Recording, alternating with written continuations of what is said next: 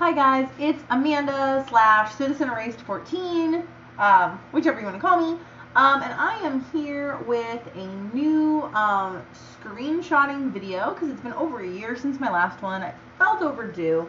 I haven't learned a lot of new tricks since the last one. There's a couple, so I figured what I'd do is revisit some of the ones from my last video, just to kind of go over them again so you don't have to watch the other video if you haven't already, or if you have but it's been a while, you don't want to, that's fine.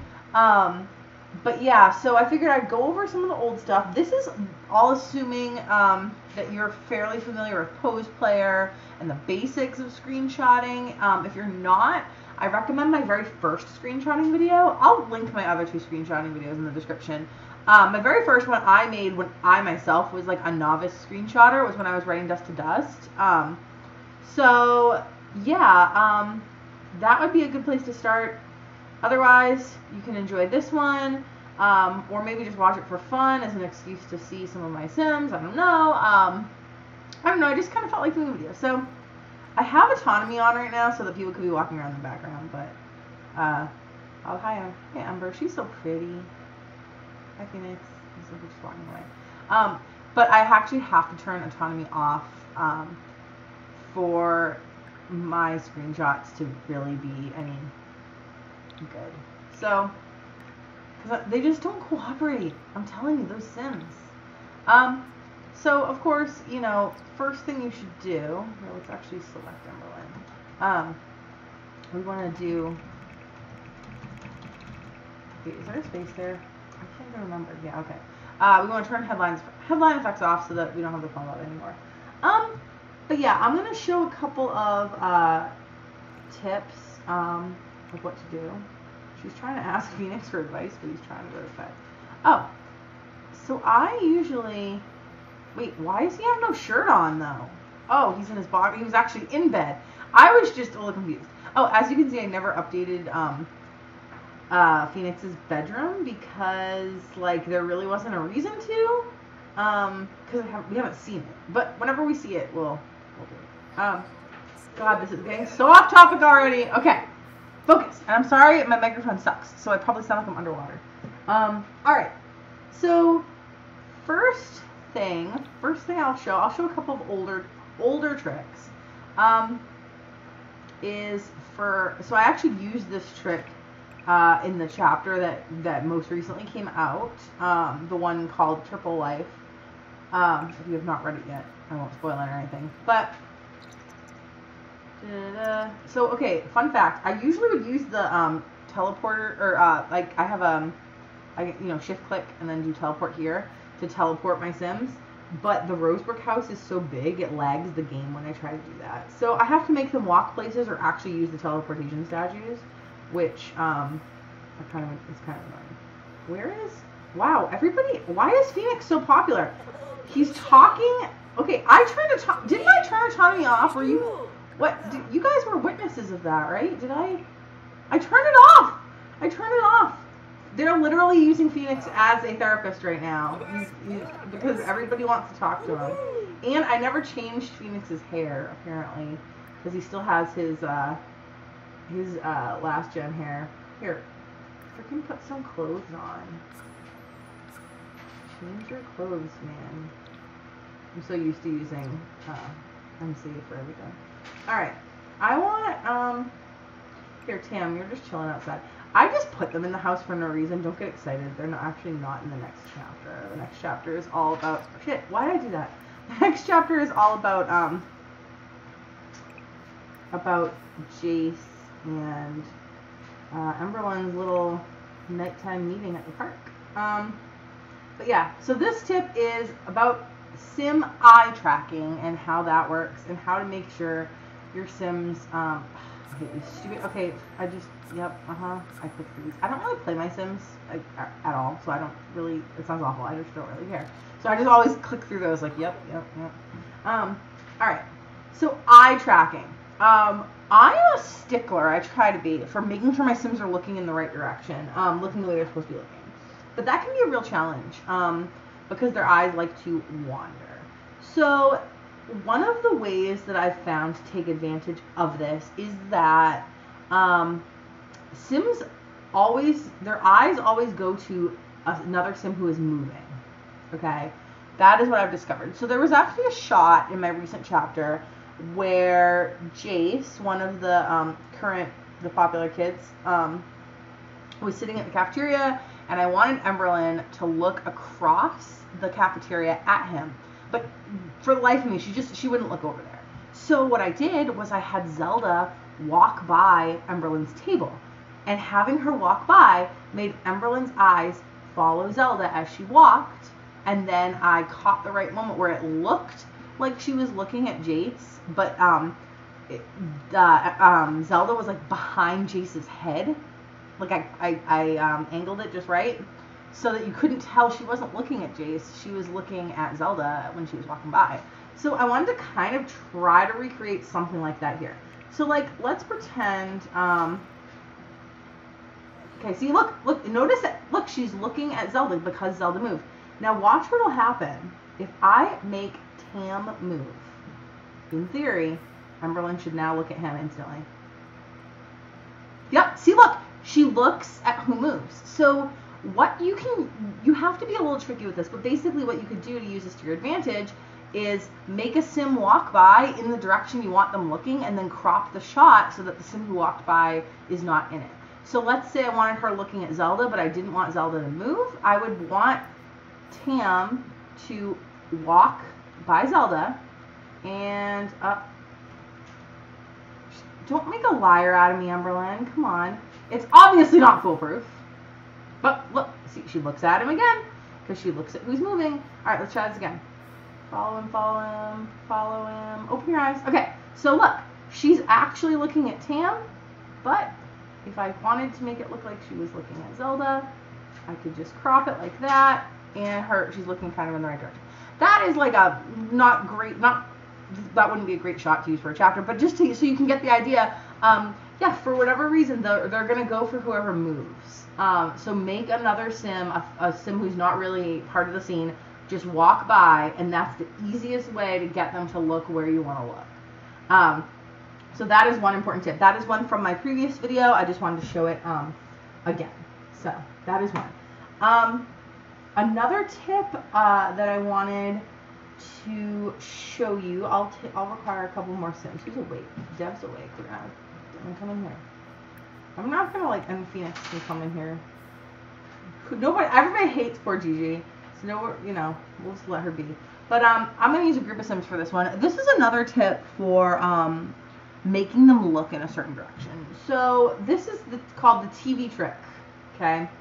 And the way the TV trick works, which by the way, I cannot take credit for this because I was not the one, like I didn't discover this on my own. This was taught to me, and I'm not going to take credit. I would never take credit for somebody else's tip. So actually my friend Ray was the one who taught me this particular trick a while ago. So let's pretend we've got a lot of people sitting around, maybe even people on this couch. I love Zelda and her pretty hair, so we're just gonna make Zelda be the one that everybody wants to look at. Here, look, Tam, you go over there too. All right, so everyone's sitting down there, right? And they're all looking in all a million directions, and I really want them, to look at Zelda. Oh, look, they're looking because she moved. I'm telling you, it's a thing. But if I wanted them all looking at her, they're almost all looking at her. But it wasn't quite working. There is another way. That's a little bit trickier. You go into buy mode here, and you get a TV. So we'll just get any old TV. I like to use the Penguin TV because it's small. Okay, so we're going to take this Penguin TV. Oops. I have the walls up, so I keep going back too far. And I'm going to use, come on. Oops, nope, I don't want to get smaller. I want to make it go up higher. Oh, wait. Oh, I think I have to put move objects on. Oops. There. Wait, oh. No, why did I just do like a Sims 3 cheat code? Jesus. There. Hello. Alright. There we go. So we're going to raise the TV so it is about Zelda level. Oops. And we're going Jesus. I'm freaking moving everything. There. We're going to make everybody start watching the TV, except for Zelda, because she's the only one to look at. So, Emberlyn is going to watch TV. And Phoenix is going to watch the TV. And Dev is going to watch the TV. And OMG, guess what? Tam's going to watch the TV too. So everybody's watching the TV, right? Which we have positioned at Zelda level. And then, if we get into the right area, actually, hold on, we want to start, there we go. If we start out of tab mode, oops, I just messed it up too. If you start out of tab mode already like inside the object so that it's invisible, you can then, I'll just zoom out a little bit, it'll change the perspective a bit, but bam, now they all look really happy about it, but it looks like they're all looking at her, except if we go back further, OMG, they were looking at the little penguin TV. Unfortunately, deleting the TV doesn't work if I do that. Oh, look, wait, can I not do that? Oh, I think they, like, took away, yeah, okay. I remember when they did that big overhaul with the patch, they took away some of those things. But if I delete it, they all, like, suddenly stand up behind the couches and it breaks it. So you can't delete the TV. That's the only downside. You have to make sure you can get the TV not in the shot. You could, I think I could have even put the TV back a little further from Zelda than I did. But yeah, that is another good tip for, again, making your Sims look where you want them to look. Another good one that's a good tip that I use this a lot is making a Sim in the background look like they are either closer or farther away. Let's bring Tristan in here because, you know, Tristan hasn't been in a chapter in a while. I think he's too busy looking at his weird, kinky pornography websites, which, oh shoot, everybody's got low motives, hold on. Or low needs. But yeah, so that was like a line I wrote on a whim, and then it somehow stuck as this bizarre inside joke. So that's why it's now a thing. Plus, he's supposed to be like a 13-ish-year-old boy. Like, hello, what, you know, I teach 13-year-old boys. I know. Anyway, so let's get him in the scene too, and maybe he and Zelda are going to be talking. I'm just making crap up in terms of what the actual screenshots are because I don't fucking know. I'm sorry, I shouldn't swear. Well, my story is like has swears, so I can swear in my video too, right? Like that's totally a thing. Oh, they do the European thing. All right. I hate it when they talk like totally across from each other. No, we chat over there.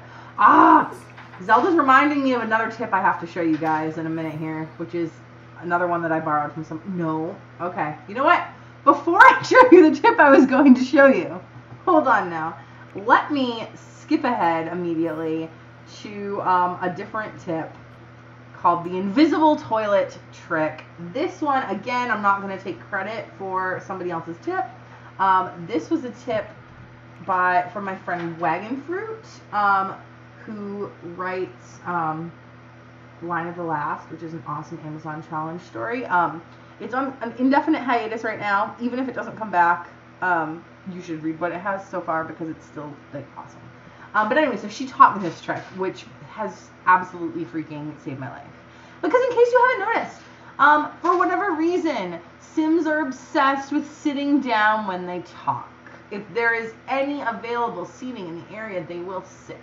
So she informed me you can download pieces of invisible furniture, one of which is an invisible toilet, which looks like just a shadow.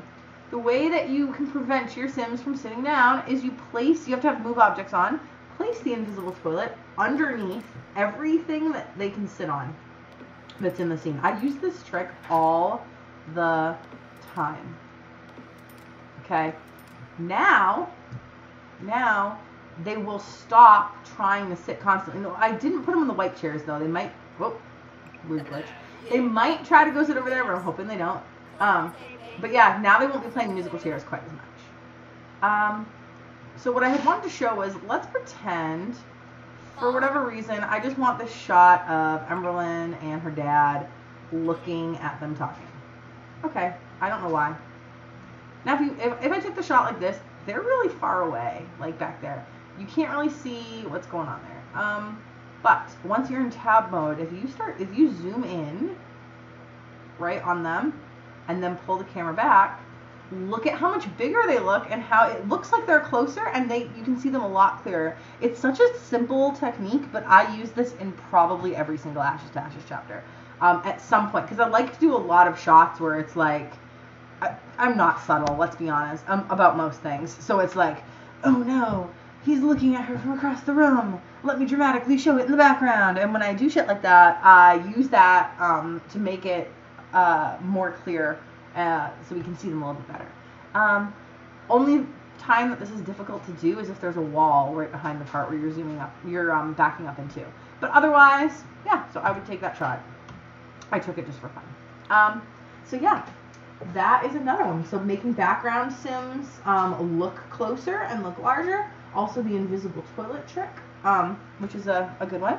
Another one I want to show you, I'm going to use Emberlyn for this one just to be funny, is one that I actually, I discovered this on my own. Nobody told me this one. I know, I'm certain I'm not the only person who has discovered this, but this is one of, I consider it quote unquote mine, because I just happened one day to figure it out myself, which is the fact that when you put a sim into a pose, their face is the last thing that snaps into the pose, right? Every other part of the sim, their whole body, poses, and there's like a split-second window where their face has not changed yet.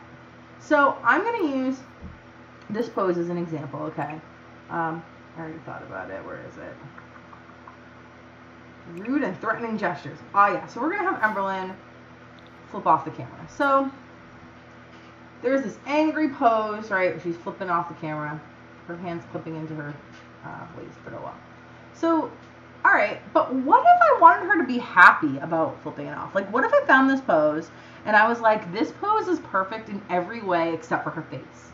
This is what you do. It only works, it's not perfect, but it only works in emotional poses, but I would make her feel the emotion I want her to feel. So right now she feels happy. I wait for a time when she's making the face I want.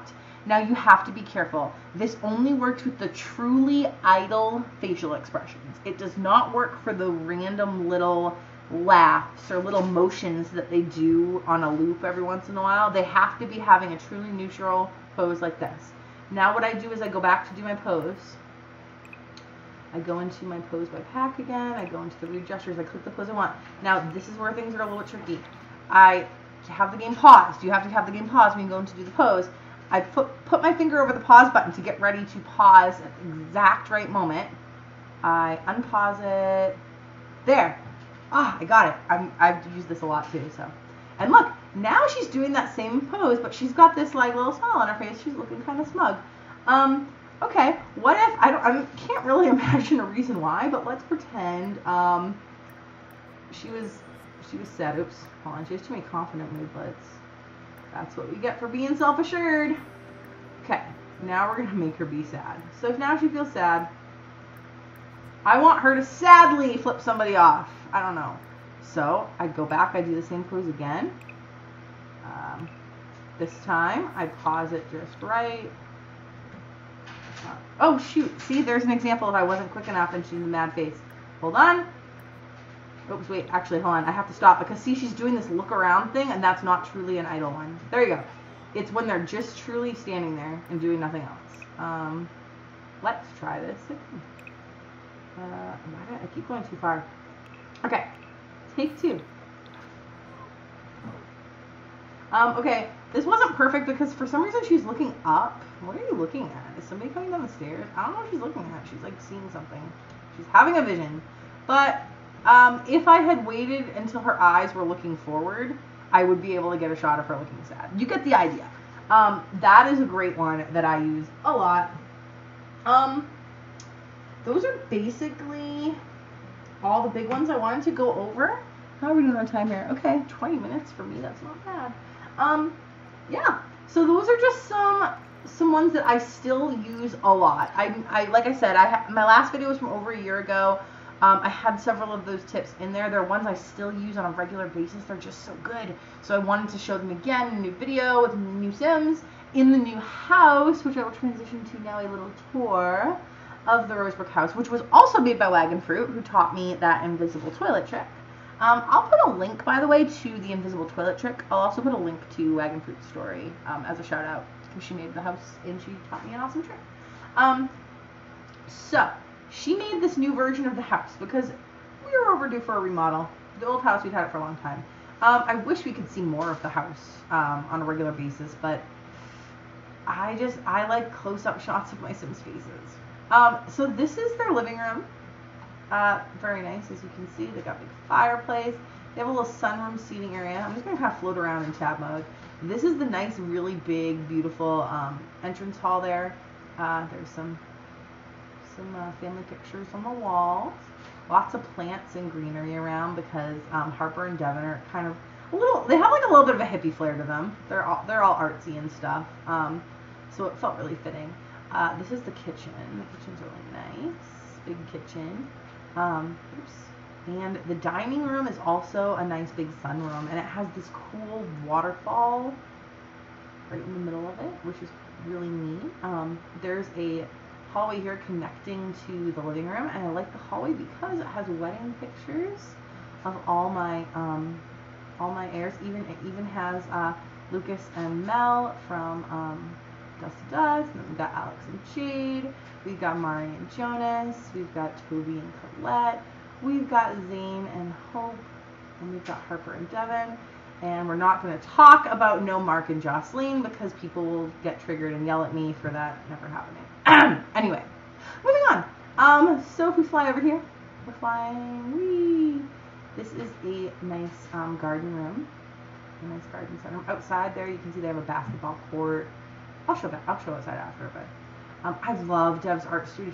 I love it. I wish we could show it more in the story. Look at how freaking awesome this is. It is so cool. I need to find excuses to get into the art studio. Like, look at this. This is my favorite room that Wagon Fruit made in the house. I think it is freaking awesome. I mean, we know that Emberlin's into art, so I'm sure before the gen's over, I will find an excuse to get her in there. Don't worry. We've got some old family photos. I love keeping the old family photos around. Let's go downstairs. Look, there's Cara and Florian and their family. Downstairs. Whoa, shit. Okay, I can't go downstairs. Just kidding. I have to press this button. No, I can go downstairs. Okay. So downstairs, we've got a couple different areas. We've got this game room over here, which, I left the TV on. I was experimenting with a thing I was going to show in the screenshot video, but it didn't feel worth it, so never mind about that. But anyways, they've got a game area. There's this office area. Just like a computer room. For this gen, I've just been calling this Gigi's office because why not? She's a journalist, if you recall. They have this lovely gym. They have a lovely gym, and then there's like a laundry room in here. They also have a sauna because, why not? If you go through these double doors here, I love how it's connected. This part here is another garden area, which, if I want to go up to the next floor, it actually leads up to the backyard, where they've got their pool, they've got their jacuzzi, they've got a bar, they do have a dance area for parties. Over there is a garden with a meditation spot. It's really beautiful. Fire pit. There's a horseshoe game. Over here, this is Harper's Writer's Hideaway, where she goes and she writes all her novels, and the computer is broken. Oh, yeah, okay, this was so random, but so Mason was in the household, and Mason was naked and in Harper's writing area using her laptop, or not her laptop, her computer, and it broke. So I never fixed it. But there you go. You can see it there, and in here there's a nice little bathroom. Yeah, and there's a playground area. Let's go up to the top floor. Top floor of the house has a little patio kind of area, and it's cool. It looks down over, or it goes down, and it has like these underwater plant area. It's kind of cool. I'm going to show the library last because it's cool. This was Hope and Zane's bedroom.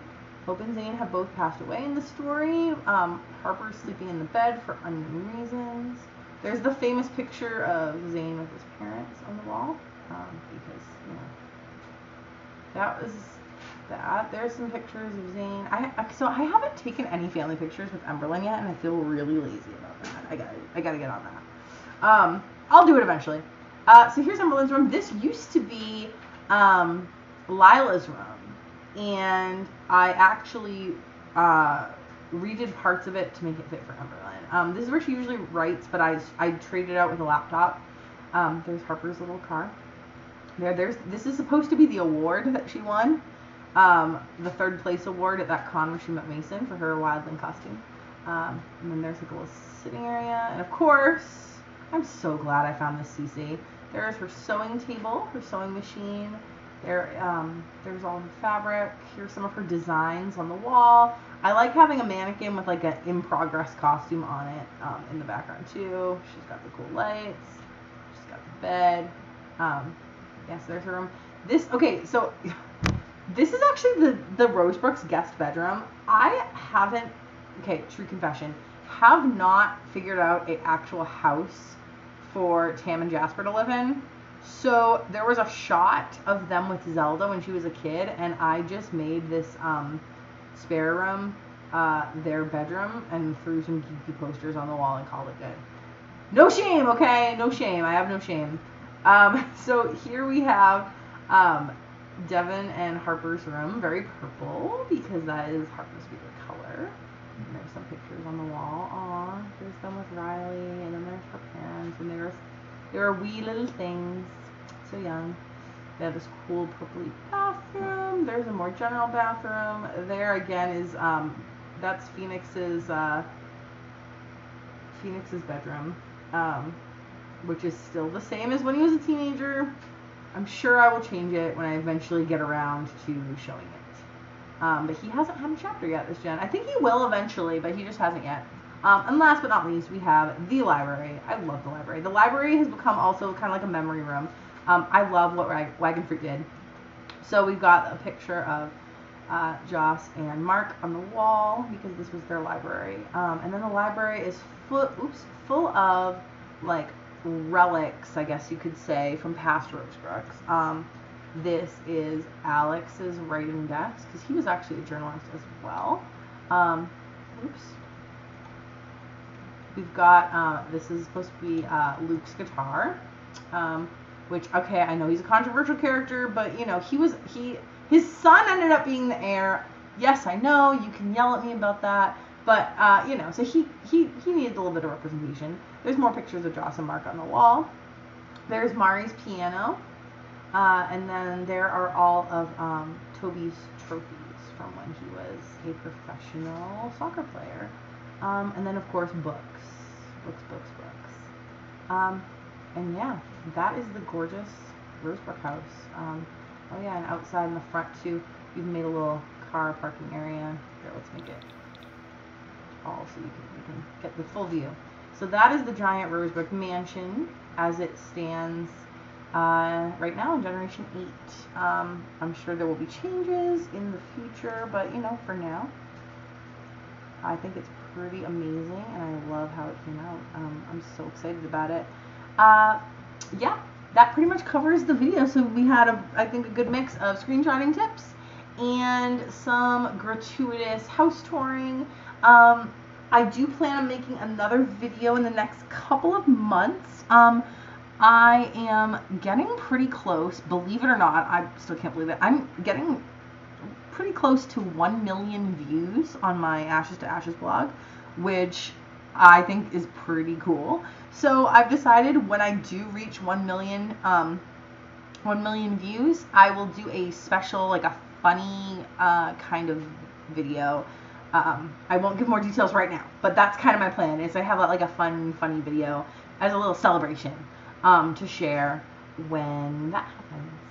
It's pretty Windenburg night time. But yeah, so that'll be my next video. Not sure exactly when it'll be. It depends on when I actually hit that milestone.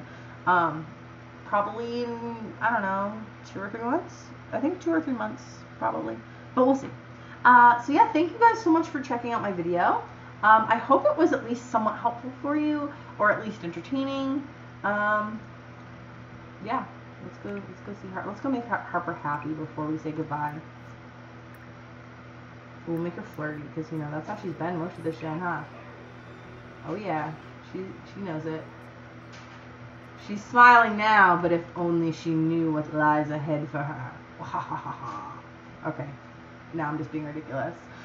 Thank you guys so much for watching, and of course, if you're watching this and you read my story, thank you. It means a lot to me. And I will see you guys later. Bye.